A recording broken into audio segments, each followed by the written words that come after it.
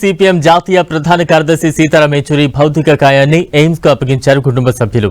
ఢిల్లీలోని పార్టీ కార్యాలయం నుంచి ఎయిమ్స్ వరకు భారీ ర్యాలీగా ఆయన భౌతిక కాయాన్ని తీసుకువెళ్లారు. అంతిమ యాత్రలో లాల్ సలాం కామ్రేడ్ అంటూ నినదించారు. సీతారాం యేచూరి కోరిక మేరకు ఆయన కుటుంబ సభ్యులు యేచూరి భౌతిక కాయాన్ని మెడికల్ రీసెర్చ్ కోసం ఎయిమ్స్ ఆసుపత్రికి దానం చేశారు. ఈ మేరకు ఆయన భౌతిక కాయాన్ని ఎయిమ్స్ కు అప్పగించారు. కొన్ని రోజులుగా ఊపిరితిత్తుల ఇన్ఫెక్షన్ తో బాధపడుతున్న సీతారాం యేచూరి చికిత్స పొందుతూ ఈ నెల 12న తుది శ్వాస విడిచారు.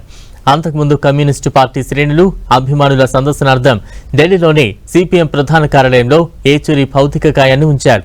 యేచూరిని కాంగ్రెస్ అధినేత్రి సోనియా గాంధీ, ఏపీ సీఎం చంద్రబాబు, కేంద్ర మంత్రి నడ్డా, వైసీపీ ఎంపీ విజయసాయిరెడ్డితో పాటు పలువురు కమ్యూనిస్టు నేతలు నివాళులర్పించారు.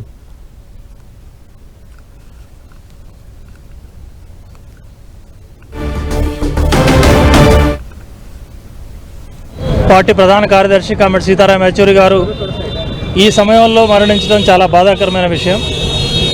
ముఖ్యంగా దేశ రాజకీయ పరిస్థితులు, ఇతర పరిపాలనా విధానాల రీత్యా చూస్తే కమ్యూనిస్టుల అవసరం దేశానికి చాలా ఎక్కువగా ఉన్న సమయం ఇది. కానీ దురదృష్టవశాత్తు ఏనాటి కంటే కూడా కమ్యూనిస్టులు చాలా బలహీనంగా ఉన్న సమయం కూడా ఇదే.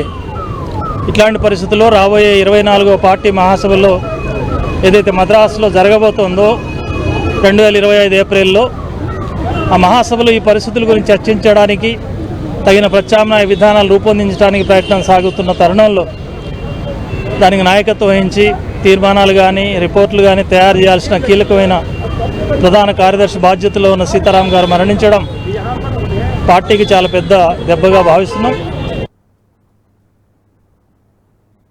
ఆఖరి గడియల్లో కూడా శరీరం వృధా పోకూడదు, ప్రజాసేవకి ప్రజలకి ఉపయోగపడాలని చెప్పేసి తలంపుతోటే ఆయన శరీరాన్ని దానం చేశారు. కుటుంబ సభ్యులు ఒప్పుకున్నారు. అటువంటి ఒక గొప్ప నాయకుడిని ఈరోజు దేశం కోల్పోయింది. ప్రత్యేకంగా సిపిఐ వామపక్షాలు కోల్పోయినాయి.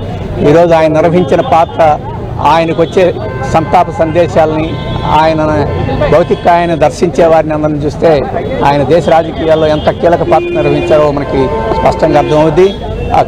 అఖిల భారత స్థాయిలో విద్యార్థి రాజకీయాలని, అనేక మంది విద్యార్థి కార్యకర్తలని, నాయకుల్ని, కేడర్ని సిద్ధం చేయడంలో, వాళ్ళని రాజకీయాల్లోకి పురికొల్పడంలో ఆయన నిర్వహించిన పాత్ర మనకు స్పష్టంగా కనపడుతుంది. ఈరోజు అన్ని రాజకీయ సవంతుల్లోనూ ఆయనతోటి ప్రభావితమైన వాళ్ళు, కలిసి పనిచేసిన వాళ్ళు ఈరోజు ఉన్నారంటే ఆయన యొక్క వ్యక్తిత్వం గురించి స్పష్టంగా కనపడుతుంది. అన్నిటికన్నా మించి తాజా రాజకీయ పరిస్థితుల్లో ఆయన పాత్ర చాలా గొప్ప పాత్ర.